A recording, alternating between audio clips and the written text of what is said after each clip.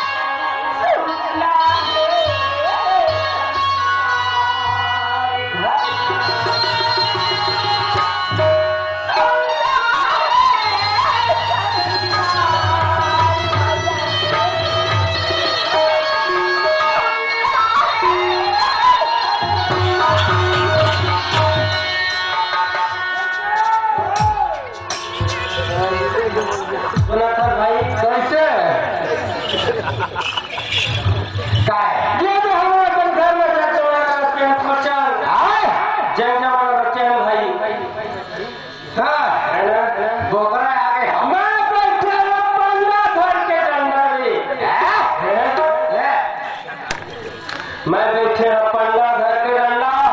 हमारे हाथ में बकरी अंडा ताकि सब पर हाथी कर दो अरे बढ़ा करके बोल हाथ है तो जान अवे सुनो चल भाई ऐसे अब सब भार भरस में तोड़ पर सौंप के रहे हैं तो जान सही बात है नहीं हाँ ये साथे साथ जब जब घरों से हाँ और जाना सब तो साथ के तो भतीजा में बीमार मोला दिल्ली बताते हैं सोचा वो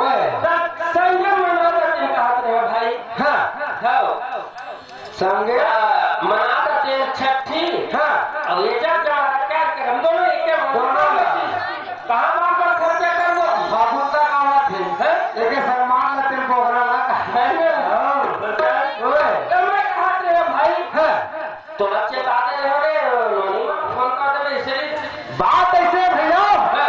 तय करे रहे किसी भाटो फोन कर दे बेची के भाई तब फोन लगाए दीदी भाटो ना तब फोन लगाना तब वो मोबाइल है ना कबरी छेड़ी ले पाई है कबरी छेड़ी ले पाई है चल ला नहीं तो क्या वो चल वो है कबरी क्षेत्र पाई है हां वो है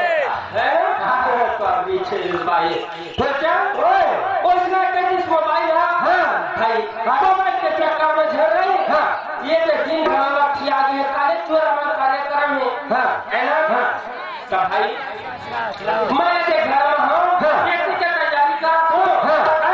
तो रात का नोनी का घर के संग होते हैं लीमा हां दीदी पर मजा हूं काएगा भाई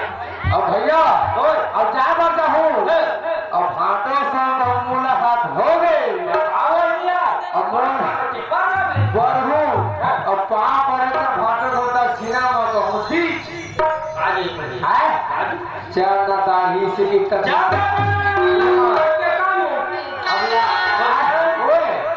दीदी लागर जाता समाज के काम में निपट नहीं करते भाटो से कोई ऐसे लेकिन अपना काम ले चल मजा ले चल जा भैया लेकिन दिसंबर के दिन आवत हवे तब वो सुनता ही सब नाम तो दिसंबर वाले ऐसे के दीदी लागा था ना तो गुनगुनावत नहीं ठीक हमर संग नहीं चले हमार से चलते दाऊ फिल्म चलती ना कर्नाटक दिसंबर सब कहे आओ अरे सन्ना होले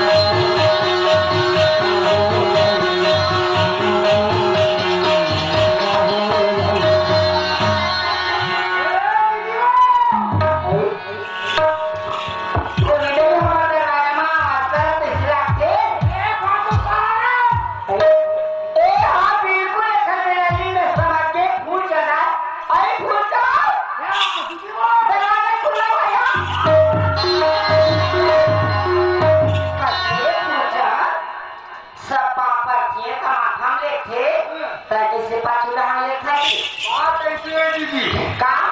माँ पाँच खबर लगे हो का बात ऐसे आवाज रहे गिर गयो ऐसा तो धोरा झाड़ बिछावत है दोनों काम हो गए दोनों कपाओं पर है और धोरा झाड़ गयो ले अच्छा करे भाई नारे पूछा वो ता घरेला की आवाज है हाँ ऐसे ता वो सुन भाई कैसे हटा ले आवाज है ना हाँ उठा बात में मला बता काहे दिन हो गया भेंट नहीं हुई मोबाइल में बात नहीं हुई दादा बनी का सोना दीदी ए मेरा काहे दीदी वो काहे दादा बात ना पूछे वो हाँ का दादा बनी हो काहे दीदी आता काहे दीदी वो हाँ दादा के है वो हाँ का अरे मैं कातरी का रहे हूँ मैं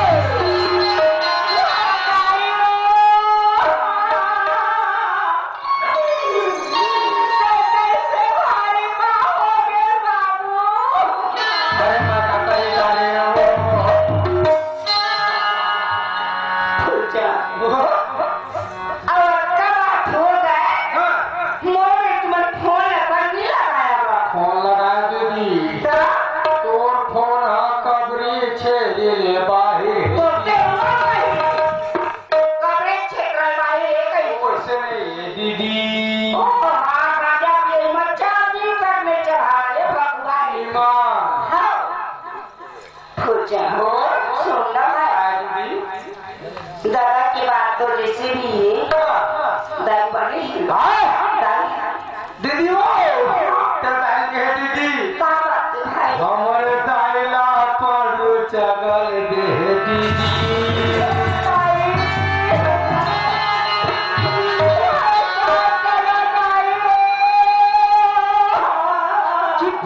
चुप बनाओ चुप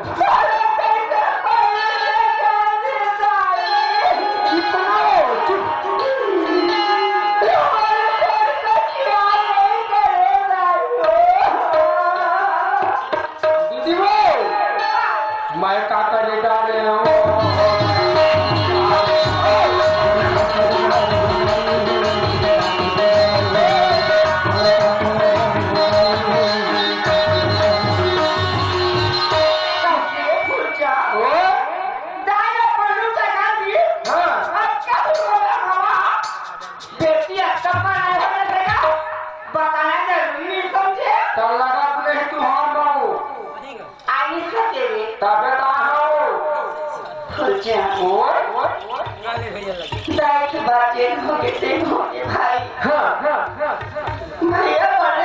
भाई भैया भैया के है दीदी अरे हमारे भैया ला भगवान डोलाते हैं बही मैं काका लेटा रहे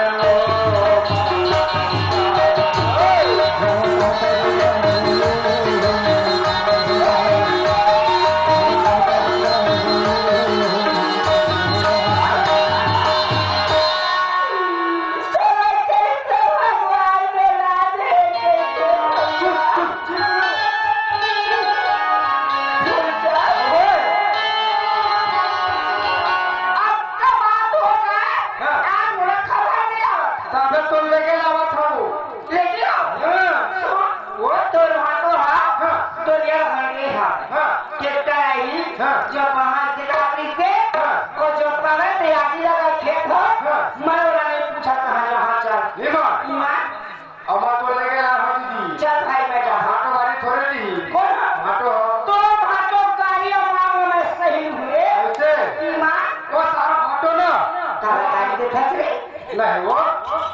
फाटो बताओ वो मोर संगी पटली ओकर दमा नहीं पटली सरकारी पट्टी बहुत संगी पट्टी पहले वो संगी पटली मत लगे ना सुनना भाई ओकर में लाख बजन कर दे कौन हो गंगा पीछे ओ मैं सब देता हूं कर कुछ नहीं दफे पतले तो है इसे कर ना तो बिल्कुल फेंका दी ये चल का हां चल जल्दी कर चल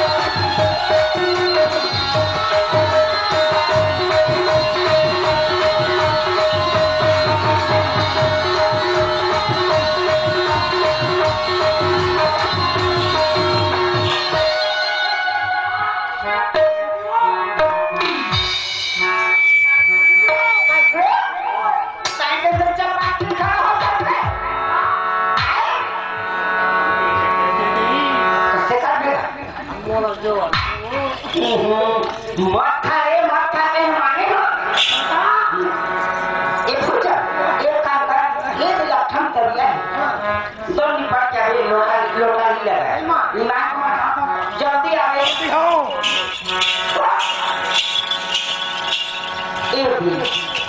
भैया चिराग ये दूल्हा तो मक्खा के हमारा सामान खाली अब पहुंचे नहीं सकी तरफ देर चालू हो रहा है भैया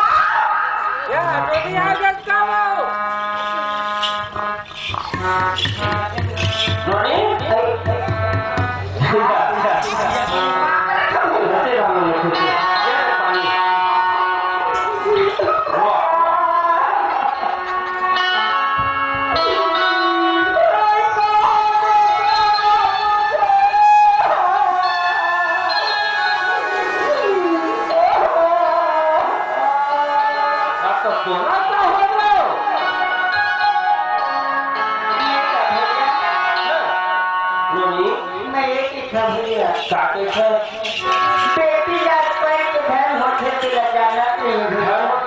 लेकिन ये नहीं जानते भैया बेटी बनकर ससुराल जाए के बाद मैं तेरी सारी नाता रिश्ता टूट जाएगा कैसे हो कैसे अत्याचार बात हो गए हमारा नहीं खबर नहीं दे भैया दादा भारी काम हो रहा है फिर बात नहीं बताए बोला कौन कैसे बाहर चलना हमने जाना रे लुलू ऐसा कोई बात नहीं हो दादा हमारी काम हो गए बहनी दादा बात का पूछे दादा बात का पूछे ना दादा पर पूछेगा बहनी का कर बोलते कि कितना रोवाए भैया ओहो माँ कसम से लबारे मारे तन करिया भरस्तान के खवाए नानी और खलवा भैया बढ़िया है कैसे लेना अभी मैं देखा तो मुझ समझ में नहीं आते भैया कैसे हो तुम बारे में पूछे ना तो थोड़ा भगवान जो ला देगा